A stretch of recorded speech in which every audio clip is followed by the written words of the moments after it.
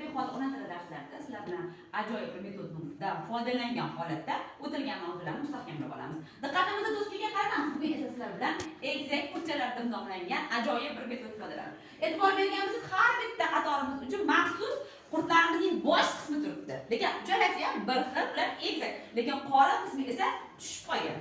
Demak, qora qismlari mana storimizda turibdi. Siz hozir nima qilasiz? O'tilgan mavzularda savol berishni boshlayman. Savollarga javob bergan qatorimiz mana shu qurchalarimizning qora qismini ulab ketaverasiz. Tushunarlimi? Ulab va qurtga yordam berasiz. Qani ko'ramiz natijalarni savollarimiz kelgan paytda qaysi qatorning qurti uzunroq bo'lib joylashadi. Ana o'sha qatorimiz esa g'olib sanaladi. Tushunarli bo'ldimi? Tushunarli bo'lgan bo'lsa boshlaylik. Birinchi savolim. Gapni nechta bo'lakka bo'lib o'rganamiz? Qani? Bosh bo'lak va ikkinchi darajali. Bo'lak. Yaxshi, demak, qurtimizni qorni bitta qorni qismini olib, demak, o'zingiz qurtingizga ulaysiz. Keyingi savolimizni diqqat bilan eshitasiz. Nechta kelishligimiz bor? Onatada va qanday? Qani? 6 ta kelishligimiz bor. Yana 6 ta kelishni aytib bering. Ketdik. Bosh kelishlik, qaratgich kelishlik, tushum kelishlik, Yo'nalish kelishligi, o'rin payt kelishligi, keyin oxirgisi chiqish keldi. Yaxshi. Qurtni qornini o'zimiz demak, qurchamizni yopishtiramiz. Keyingi savolga o'tamiz. Diqqatingizni qaratasiz. Xo'p, demak, biz siz bilan egalik qo'shimchalarni 3 ta shaxsda qo'lladik. 3 ta shaxs kim edi? Qani, kim aytadi?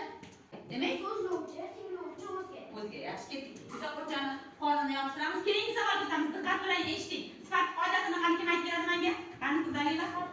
shaxs va narsaning belgisini bildirib, qanday qanaqa so'rovlarga javob beradi. Ketdik, yaxshi, ketdik.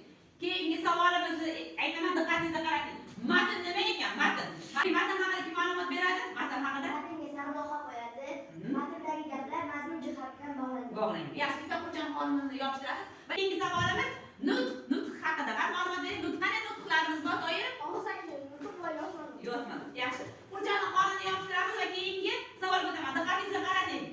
Sifatning ma'no turlari haqida qaraysiz. Demak, kim farq aytadi? Qani farq 6 ta bor. Keyin sana beramiz. Rangi, ta'mi, hidi, hajmi,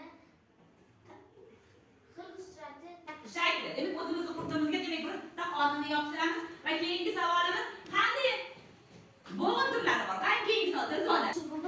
Yopiq bo'g'in turlari bor. Yaxshi, qurtimizni bitta qorni qismini yopishtiramiz va keyingi savolga o'tamiz. Diqqatingizni qaratasiz. Keyingi savolimiz shaklidor so'zlarimiz. Qani qoidasi Shahzoda? yozilishi bir xil, ma'nosi har xil so'zlar, shaklida so'zlar. Yaxshi, ketdik. O'zimizni qurtimizga bitta qornini yopishtirasiz va keyingi ma'nodor so'zlarimiz. Qani? Farq. Yozilishi har xil, ma'nosi Bir xil so'zlarimiz. Ma'nodor.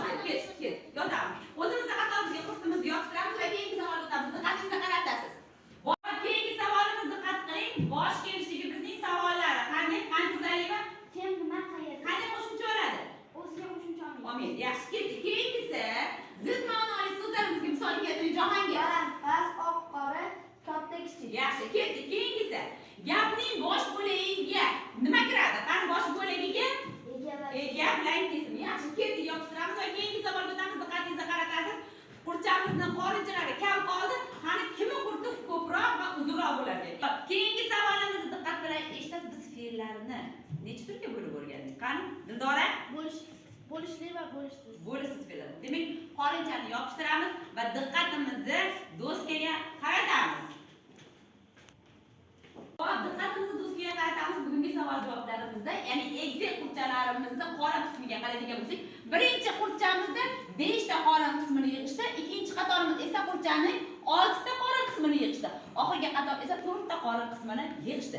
Demak, o'z-o'zidan ma'lumki savollarga javob berib, bugungi darsimizda faollikni oshirishib, o'rta qatorimiz 6 ta qurchani qornini yig'ib, g'oliblikni